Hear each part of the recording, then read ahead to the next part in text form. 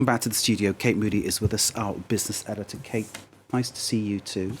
It is a sad day. Queen Elizabeth II on the throne for 70 years, a period that I think it's fair to say saw the British economy transformed. Yeah, in many ways, the British economy today is barely recognisable from the one that existed 70 years ago when Queen Elizabeth took to the throne. And although, of course, as head of state, she played little, really no role in the policies that led to that change, it is again symbolic of the shifts that we've seen throughout her reign and just what an extraordinary legacy she does leave. The UK economy today is roughly 5 times bigger than it was back in 1952. The population of the United Kingdom has increased by around a third, and average incomes in very real terms are higher. Basically, it means that most British families are today better off than they were in the 1950s. In 1952, the British economy was still recovering from the Second World War.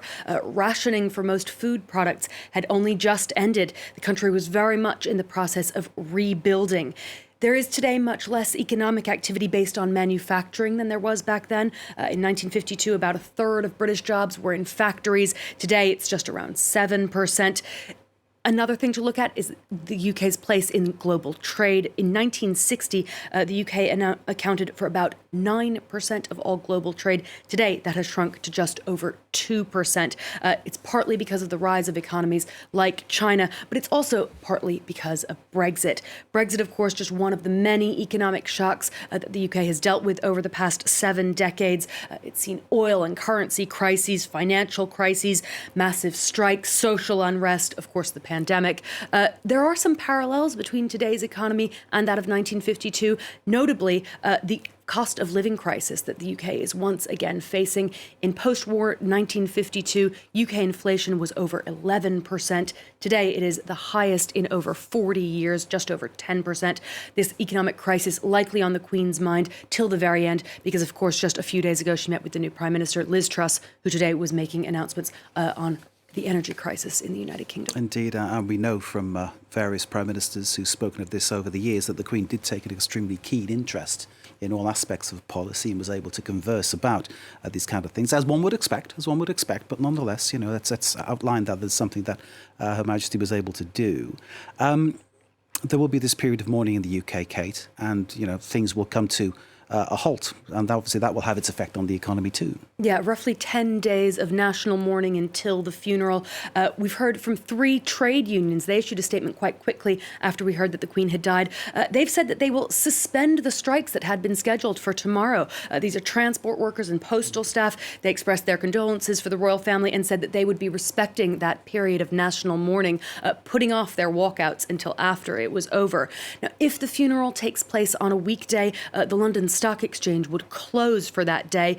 It has issued a statement of sympathy as well, a statement of condolence, but it has confirmed that it will be opening for trade as usual at 8 a.m. on Friday morning. The Office for National Statistics also saying it'll continue publishing its data as usual. We don't know about the Bank of England. It's possible it will do the same. It's expected to make another announcement on interest rates sometime next week. That's probably going to go ahead as scheduled. Individual businesses across the UK will be able to decide for themselves whether they close through this period of mourning or not, whether they can ask their employees to come into work or give them time off. That's going to be a matter for their individual discretion. Remember, just in June, the UK was marking the Queen's 70th Jubilee, that Platinum Jubilee, 70 years on the throne. There were 2 days of bank holidays there as part of that 4-day celebration, and that did contribute to a 0.6% contraction in the British economy over the month of June. It was slightly balanced out by a rise in consumer spending. And I do want to point out that the tributes that we're seeing coming in from the likes of the London Stock Exchange, it's not just in the UK. The New York Stock Exchange also closed for a moment of silence. We had some images there earlier. We saw Queen Elizabeth's face up in memoriam in the New York Stock Exchange down on Wall Street. That's a very classy way for Wall Street to pay tribute to a monarch who's marked many lives over the years. The monarch's head, famously, of course, is printed on banknotes and on coins. And, of course, this is another thing that has to be sort of restarted, done again, reprinted, because obviously King Charles III will now be on the British money. He will, but the Bank of England has very quickly issued a statement to calm everyone down a little bit, saying that all the money that has Queen Elizabeth's face on it will still remain legal tender. It's going to continue to be circulated for years possibly even decades to come. Some of them, these banknotes and coins, will probably gradually be withdrawn from circulation. We do understand that portraits of the now King Charles III are already prepared, and those new coins and banknotes will start being printed very, very soon. Remember, the UK only switched to decimal currency away from shillings and crowns back in 1971. A number of portraits of the Queen have been used over the years since then. Today's notes have the same portrait of the Queen that has appeared on them since 1990, but of course her image on every single British banknote and coin. Kate Moody, thank you for giving us that economic slice of how it all shakes down, the effect of the 70 years of Queen Elizabeth's reign, and that new angle on the money. It's interesting. It's funny to think that people think it mightn't be legal tender if it's got her face on it. I mean, surely I suppose it says there's been no change of monarch in all that time, so people aren't used to it at all. For most people's lifetimes, she has been on the money. Stamps as well, incidentally. Yep, her face is on the stamps as well. That's another thing that's going to ultimately start being reprinted. Indeed. Kate, fascinating. Thank you very much indeed.